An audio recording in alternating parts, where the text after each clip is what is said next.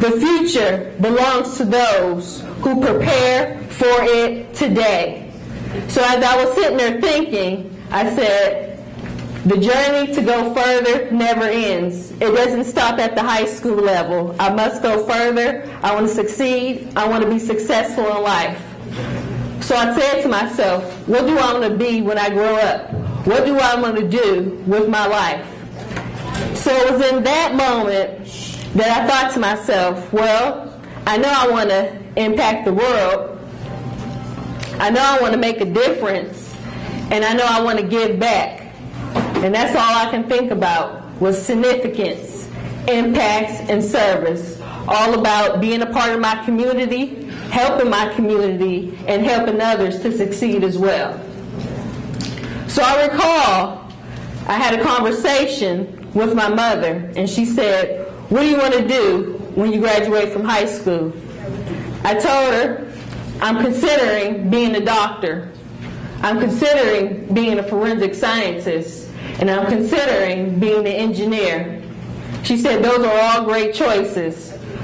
So I remember coming home one day from basketball practice, and on the table there was a book entitled, So You Want to Be an Engineer? And I remember my mother telling me, the sky is not the limit when it comes to getting an engineering degree. You can go anywhere and you can be anything with an engineering degree. So I decided to attend Youngstown State University and earn my degree in industrial and systems engineering.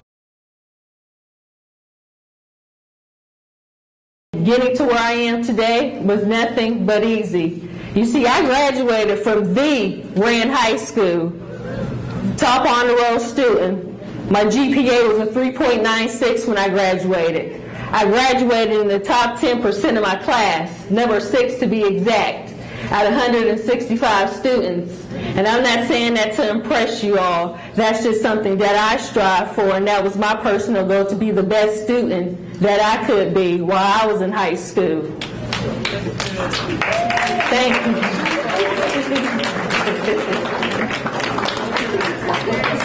So again, I got my engineering degree at Youngstown State University.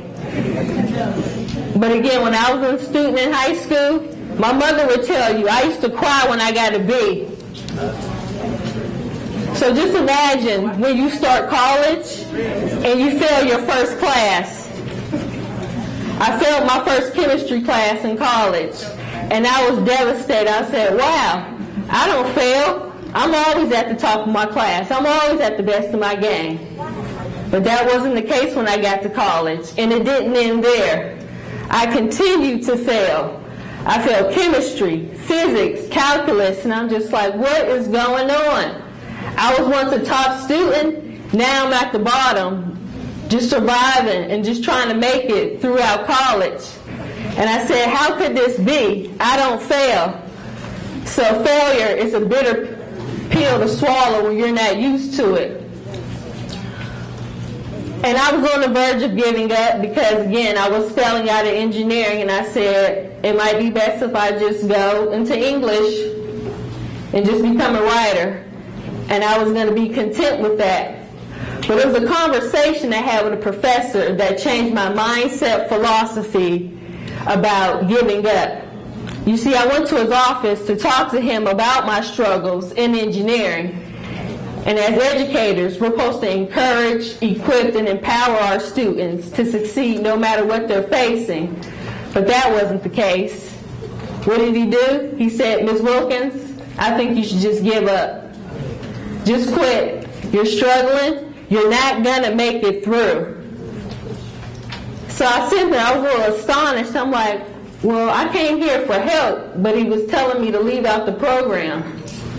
And it was in that moment I wanted to cry, but everything in me wouldn't let him see me sweat. So long story short, me and him, we went back and forth. We exchanged words. And the last thing I remember him saying was, I'm not going to give you anything. And before he can even finish his sentence to go on, I said, you don't have to give me anything. I will earn it. And I will show you that I can make it through this engineering program. it's hard, but I'm going to get through it.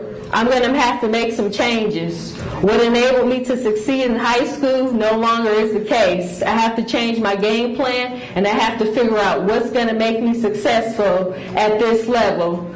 So from there, I worked harder than everybody.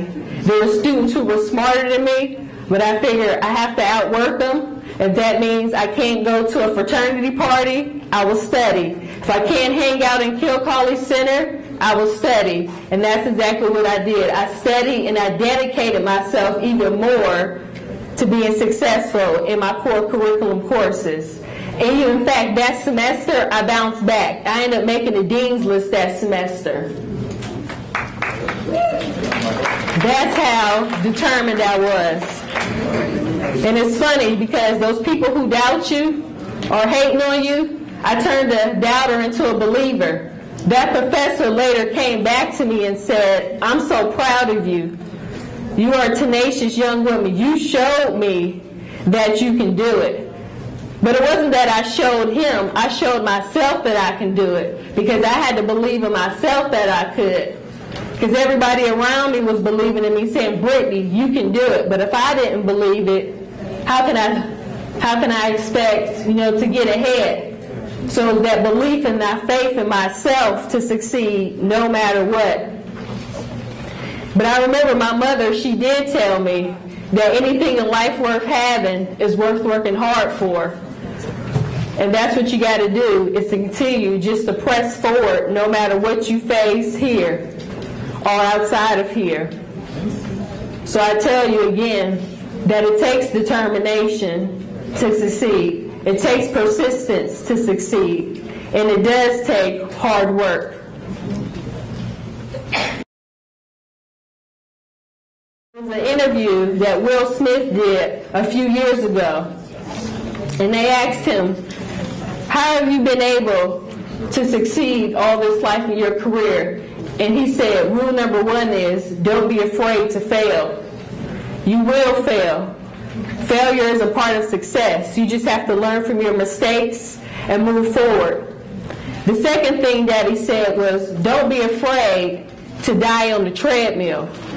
And what he meant by that was, there are going to be people who are smarter than you, who have more resources than you, who come from a better community than you, who may even look better looking with you. But the thing you have to realize is, and you have to refuse to be outworked.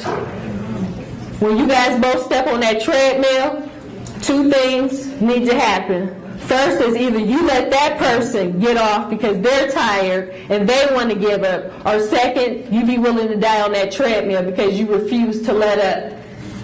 Thank you. And I encourage you all to continue to press forward.